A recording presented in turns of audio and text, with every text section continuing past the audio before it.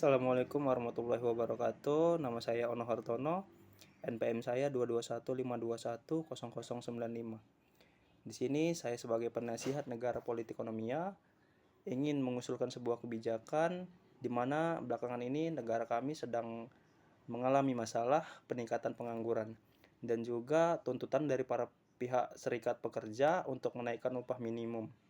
Tetapi dari pihak pengusaha mereka mengancam jika tuntutan para serikat pekerja ini dikabulkan oleh pemerintah, pihak pengusaha akan memindahkan pabrik mereka atau perusahaan mereka ke luar negeri.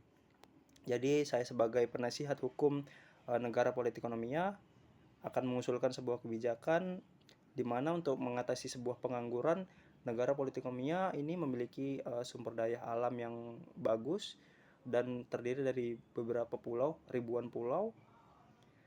Jadi kita negara Politekonomia seharusnya dapat memanfaatkan sumber daya alam tersebut.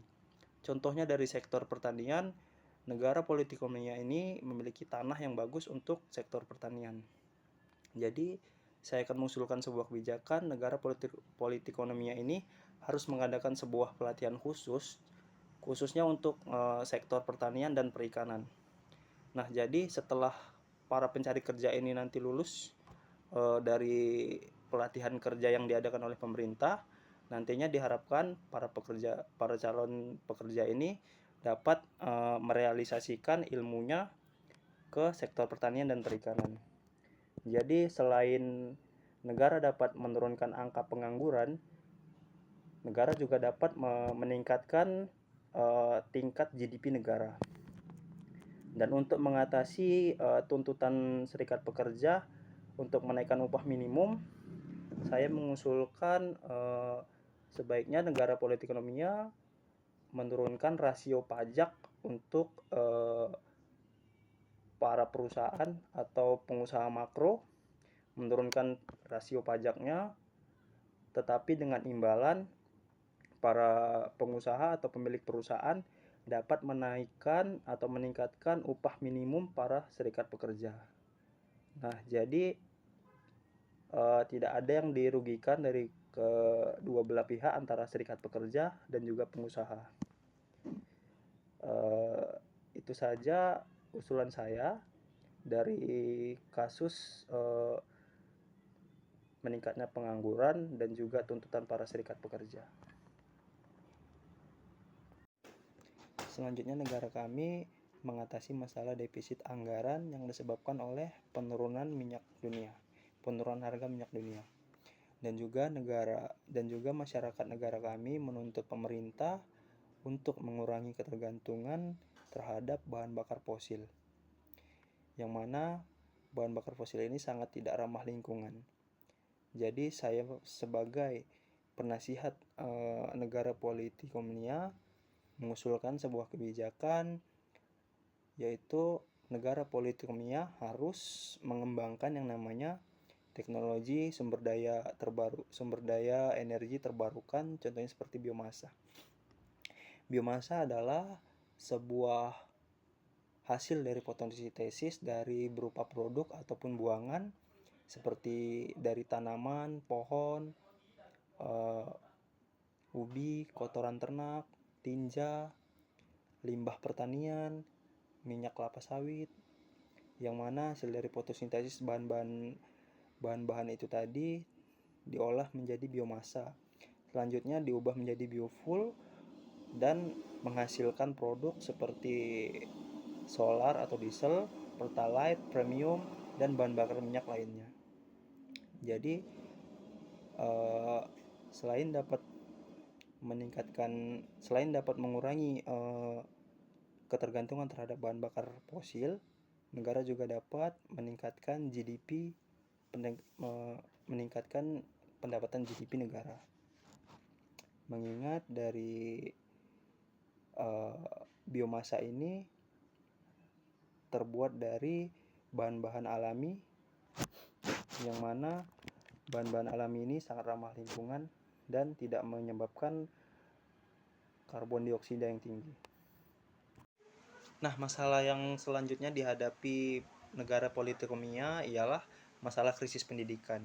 Nah, akibat dari masalah krisis pendidikan ini, sulitnya mencari kerja di kalangan anak muda yang baru lulus dari bangku pendidikan. Nah, akibatnya mereka tidak memiliki kemampuan untuk memenuhi kebutuhan di industri di negara politikonomia. Nah, untuk menghadapi masalah ini, saya mengusulkan agar negara dapat merekrut dan melatih para calon guru-guru yang berkualitas tinggi. Yang diharapkan para calon guru ini dapat menyampaikan materi dengan baik dan selaras kepada para pelajar. Nah, poinnya bukan terletak pada materi kurikulum yang selaras atau bukan pada pihak sekolah, namun pada guru yang berkualitas tinggi. Nah, jadi bagaimana untuk menemukan guru-guru yang berkualitas tinggi ini? Saya mengusulkan agar negara Politekomia merekrut para calon-calon guru berkualitas tinggi sejak mereka dari bangku SMA. Nah, jadi negara merekrut itu melihat dari indikator nilai. Bagaimana nilai dari para calon ini mulai mereka dari kelas 1 sampai mereka kelas 3. Nah, jadi jika kriteria yang diharapkan sudah didapat, kemudian negara memberikan pelatihan dan pendidikan di jenjang universitas atau bangku perkuliahan. Nah, diharapkan para calon guru yang berkualitas tinggi ini diberikan materi-materi yang bagus dan berkualitas yang selaras dengan kebutuhan atau kriteria yang memenuhi kebutuhan industri di negara ini. Nah, kemudian setelah pendidikan itu tercapai, diharapkan para calon guru yang berkualitas tinggi ini dapat memberikan materi yang selaras dan dapat dimengerti kepada para pelajar di negara Politekomia. Nah, untuk menarik minat para pelajar untuk menjadi guru yang berkualitas tinggi ini, sebaiknya negara Politekomia itu menjanjikan sebuah kompensasi dan jenjang karir untuk para calon guru berkualitas tinggi ini.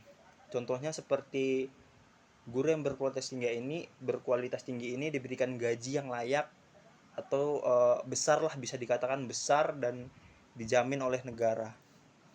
Nah, jadi dengan banyaknya minat dan keinginan para pelajar untuk menjadi guru yang berkualitas tinggi, diharapkan negara Politekomia memiliki banyak guru yang berkualitas tinggi.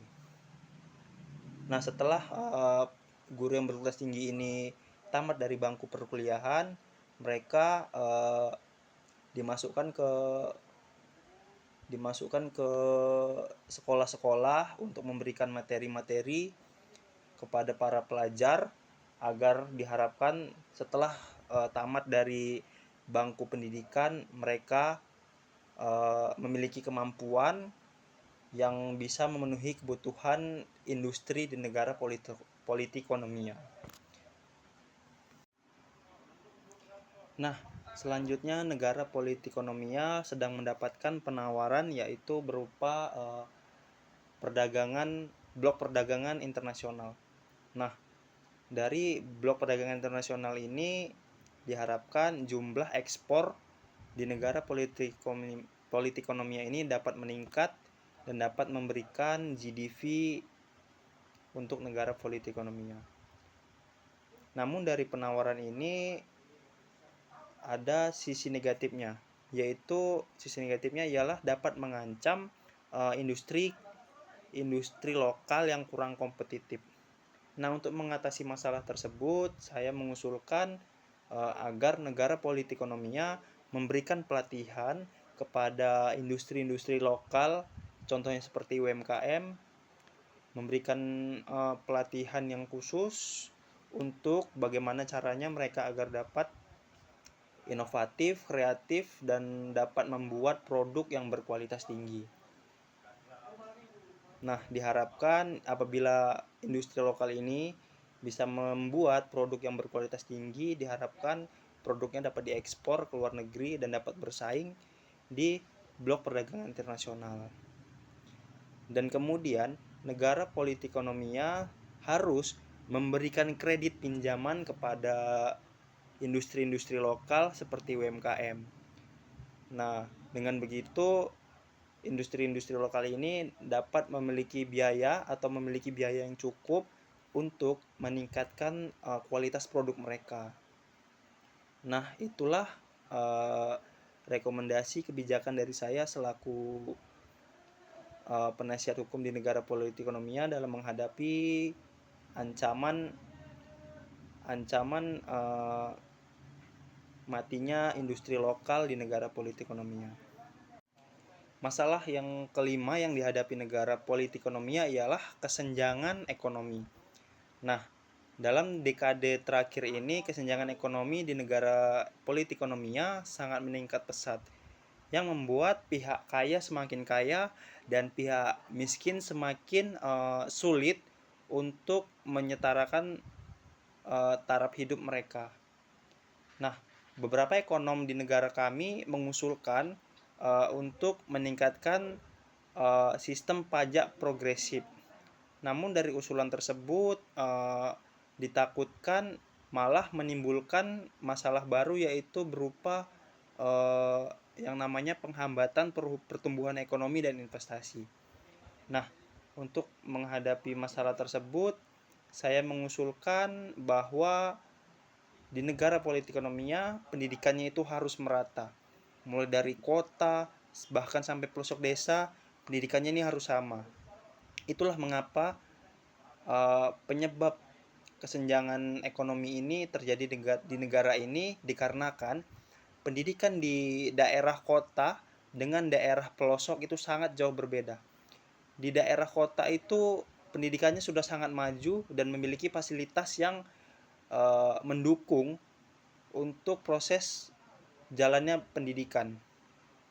Sedangkan di pendidikan di pelosok atau desa itu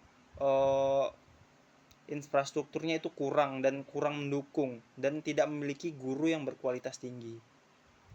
Itulah sebabnya mengapa masyarakat desa itu sangat kesulitan untuk mendapat pekerjaan atau memiliki skill yang bisa memenuhi kebutuhan sebuah industri atau lapangan pekerjaan. Nah, yang kedua, saya mengusulkan infrastruktur seperti jalan dan infrastruktur layanan masyarakat itu lebih ditingkatkan lagi di daerah-daerah terpencil. Infrastruktur ini ya sangat berpengaruh ya. Contohnya seperti pengiriman suatu barang ke desa itu jadi lebih cepat jika infrastrukturnya bagus. Nah, dengan begitu biaya menjadi lebih murah dan cepat jika infrastruktur di daerah tersebut sudah bagus dan dapat diandalkan. Yang ketiga, saya mengusulkan adanya subsidi bagi para masyarakat yang kurang mampu untuk memenuhi kebutuhan hidup mereka. Jadi sekianlah usulan-usulan saya atau kebijakan saya untuk menghadapi masalah-masalah di negara politikonomia. Terima kasih, saya Ono Hartono, penasihat hukum di negara politikonomia, mengucapkan terima kasih dan mohon maaf jika ada kebijakan saya yang kurang berkenan di hati masyarakat.